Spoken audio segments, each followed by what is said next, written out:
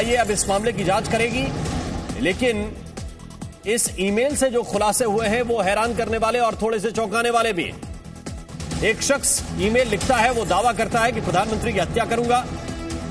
यह भी लिखता है कि 20 मिलियन से ज्यादा, 2 करोड़ से ज्यादा लोगों को मारना है। यह भी लिखा कि 20 स्लीपर सेल एक्टिव हैं। यह भी दावा किया कि 20 किलो आरडीएक्स है। 20 ठिकानों पर हमले होने, बड़े शहरों में हमले होने।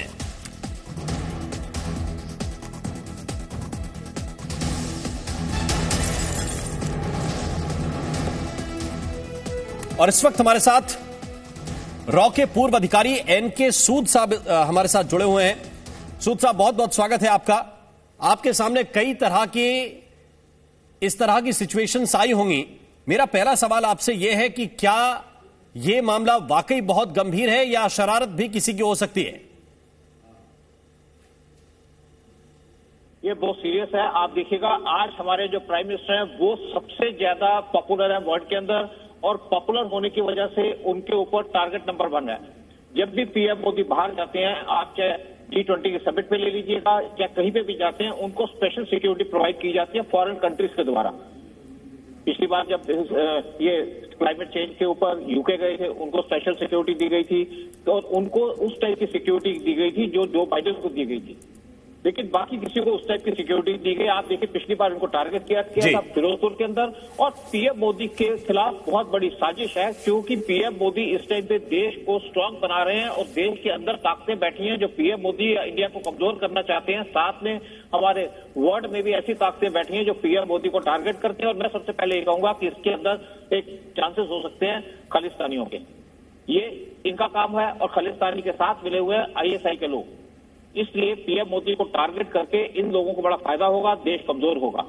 और ये जो इनको वार्निंग दी गई है या एक ईमेल दी गई है, मैं नहीं सोचता कि इसको कोई हल्के से लेगा। कोई भी इंटेलिजेंस का आदमी ऐसी चीजों को हल्के से नहीं ले सकता, और एक बहुत सीरियस इश्यू है हमारे देश के लिए, क्योंकि बहुत से लोग चाहते हैं कि इंडिया कमजोर हो जाए। कमजोर होकर उनको फायदा होता है, और इंडिया को आज ताकतवर देखिए। आप देखिए, एक तरफ हमारे चाइनीज फॉरेन मिनिस्टर आ रहे हैं, दूसरी तरफ रशिया के फॉरेन मिनिस्टर आ रहे हैं, तीसरी तरफ यूएसए के जो डिप्टी एनएस हैं वो इंडिया विजिट कर रहे हैं, और कोई भी आदमी आज इंडिया को इग्नोर नहीं कर पा रहा। और इसको देख करके जो इंडिया के दुश्मन है, जो अंदर बैठे हैं, वो भी बहुत ज्यादा परेशान है।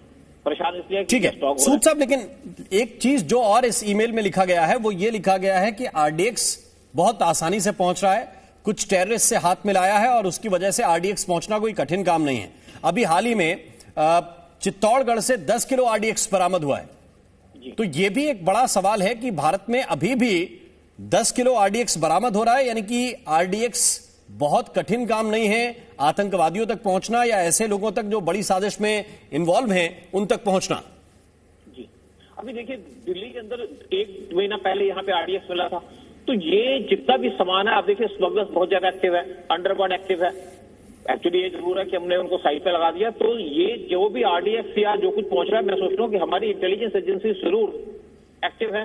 आप देखिए, पुलवामा हुआ तब भी हमारे यहाँ आरडीएक्स पहुंचा, और बाकी भी आप देखते हैं जगह जगह कोशिश की जा रही है। और लोग इसलिए ज्यादा डिस्टर्ब है कि इंडिया को डिस्टर्ब नहीं कर पा रहे, क्योंकि जब से पीएम मोदी आए, यहाँ टेररिस्ट एक्टिविटी काफी कम हो गई है। कश्मीर को छोड़ करके कुछ टेररिस्ट घूम जाते हैं, लेकिन वहां पे भी ये आरडीएक्स या बाकी चीजें नहीं कर पा रहे। लेकिन साथ में कि हमेशा हाथ लगाए बैठे हैं कि किस तरीके से देश को कमजोर किया जाए। और मुझे लगता है कि हमारे प्राइम मिनिस्टर के लिए भी ज्यादा सिक्योरिटी की कंसिडरेशन है। जब भी पीएम मोदी बाहर जाते हैं, उन्हीं को स्पेशल सिक्योरिटी दी जाती है, और किसी और भी किसी वर्ल्ड के लीडर को इतना इंपॉर्टेंस नहीं दी जाती। तो इसलिए इस चीज को हम सीरियसली लेंगे, और मैं सोचता हूं कि हमारी एजेंसी इससे पहले से काम करना शुरू कर दिया होगा कि कौन इसके पीछे है, किसका हाथ हो सकता है। और ठीक है, मनीष जी मीडिया संवाददाता हमारे साथ कुछ देर के बाद जुड़ेंगे, उनसे भी कुछ अपडेट हम हासिल करने की कोशिश करेंगे। लेकिन उससे पहले रॉ के पूर्व अधिकारी एनके सूद ये बता रहे हैं कि इसे हल्के में नहीं लिया जा सकता, और कोई भी इंटेलिजेंस का अधिकारी इसको हल्के में लेने की कोशिश नहीं करेगा। यह बहुत ही गंभीर मामला है, और इसे कई स्तरों पर जांचा जाएगा, परखा जाएगा, और इसके बाद इस पर अगर सत्यता मिलती है तो इस पर कार्रवाई भी उसी तरीके से होनी चाहिए। हमारे साथ सूद साहब लगातार जुड़े हुए हैं। सूद साहब, आप थ्रेट की बात कर रहे थे प्रधानमंत्री के लिए। स्वाभाविक बात है कि इतने लोकप्रिय हैं, और जो देश विरोधी ताकतें हैं वो बिल्कुल कई बार इस तरीके की घटनाएं सामने आई हैं, और कई बार इस तरह की थ्रेट हमारे देश की एजेंसीज ने भी जाहिर की है कि प्रधानमंत्री की जान को खतरा हो सकता है। आपने सुरक्षा मानकों का भी जिक्र किया कि प्रधानमंत्री को किस स्तर की सुरक्षा दी जाती है, लेकिन एक बात और, एक शख्स जो ये कह रहा है कि वो प्रधानमंत्री की हत्या करेगा, वो ये भी दावा कर रहा है कि 20 मिलियन से ज्यादा लोगों की हत्या करना उसका मकसद है। इसको आप किस तरह देखते हैं? देखिए, ये अपने आप को बहुत ज्यादा बड़ा होकर प्रोजेक्ट करने की कोशिश कर रहा है कि 20 मिलियन लोगों को मार देगा। मैं नहीं समझता कि इसके अंदर इतनी कैपेबिलिटी होगी। और अगर नॉर्मली देखा जाए तो किसी ने ऐसा काम करना तो कोशिश करके देखे। पाकिस्तान इतने साल से लगा इंडिया के अंदर डिस्टर्बेंसेस लाने की कोशिश, और जो 2014 से जो उसके एक्शंस थे वो लिमिटेड हो गए कश्मीर के अंदर, उससे बाहर वो टेररिस्ट एक्टिविटी नहीं ला पाए।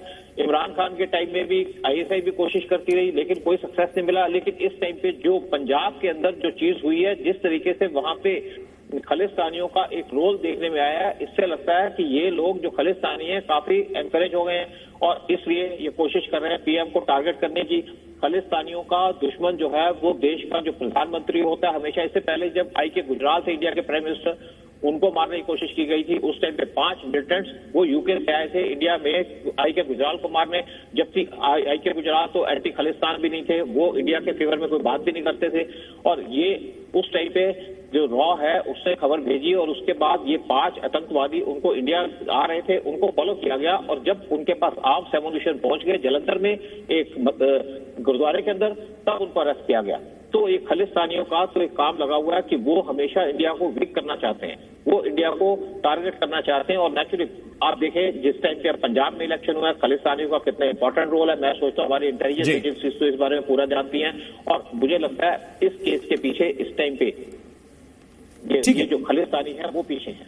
ठीक है सूद साहब, लेकिन 2 चीजें अभी तक, एक बात इसमें स्पष्ट नहीं हो सकी है, और वो ये है कि ये सीधा किसी एजेंसी को भेजा गया है, एक तरह का चुनौती वाला लेटर है कि आप अगर रोक पाएं तो रोक लीजिए, या फिर कहीं से डिटेक्ट हुआ है, किसी एजेंसी ने किसी दूसरे सर्वर के थ्रू इसे डिटेक्ट किया है कि इस तरह के मेल भी भेजे जा रहे हैं। इसके पीछे क्या मॉडस ऑपरेंडी हो सकती है, भेजने वाले की क्या कोशिश इसके पीछे हो सकती है, वो क्या बताना चाह रहा है? देखिए, 2 टाइप की कोशिश है। एक तो टारगेट करना चाहते हैं प्राइम मिनिस्टर को, और ये सबको पता है, ये हमारी एजेंसीज को पता है कि पीएम उनके जो हमारे खालिस्तानी है या बाकी लोग हैं उनके टारगेट पे हैं। और दूसरी तरफ क्या है कि ये इंडिया में एक माहौल क्रिएट करना चाहते हैं, यहाँ पे डिस्टर्बेंसेस क्रिएट करना चाहते हैं, और अपने आप को प्रोजेक्ट करना चाहते हैं कि वो हम बहुत पावरफुल है। लेकिन मुझे नहीं लगता कि ये इतने पावरफुल होंगे। यहाँ ये जरूर है कि प्राइम मिनिस्टर मोदी की जो सिक्योरिटी है हमारे लिए सबसे इंपॉर्टेंट है। आप जैसे मैंने आपसे बात की, फिरोजपुर के अंदर जो इंसिडेंट हुई उसमें कौन था? कांग्रेसी भी साथ थे। आम आदमी पार्टी को ले लीजिएगा, अगर आप पंजाब में जीते हैं तो आम आदमी पार्टी को कुमार विश्वास और बहुत से लोगों ने कहा है कि वहां पे खालिस्तानी उनको सपोर्ट कर रहे हैं, और जहां पे बाकी भी जो हैं इनको खालिस्तान के आप देखिएगा। इवन कांग्रेस के टाइम में नवजोत सिंह सिद्धू वो पाकिस्तान गए थे, पाकिस्तान जाने के बाद वो दोबारा मिले वहां पे गोपाल सिंह चावला से जो खालिस्तान के लीडर हैं। तो बेसिकली क्या है कि खालिस्तानियों का तो हमेशा ये धंधा रहा है, ये बेसिकली देश को कमजोर करना चाहते हैं, जबकि प्राइम मिनिस्टर मोदी ने कोई ऐसा काम नहीं किया जिससे सिखों का नाराजगी हो। लेकिन खालिस्तानियों का एक पर्पस है। अभी तक हालांकि ये स्पष्ट नहीं हुआ है कि ईमेल किसकी तरफ से किया गया, या किसी संगठन की तरफ से किया गया है, या कोई आतंकवादी संगठन इसके पीछे है, ये पता चलेगा। इस विषय पर चर्चा लगातार जारी है, ये बड़ी खबर आप तक हम लगातार पहुंचा रहे हैं। यहां वक्त एक छोटे से ब्रेक का है, तुरंत हाजिर हो रहे हैं, आप देखते रहिए जी न्यूज।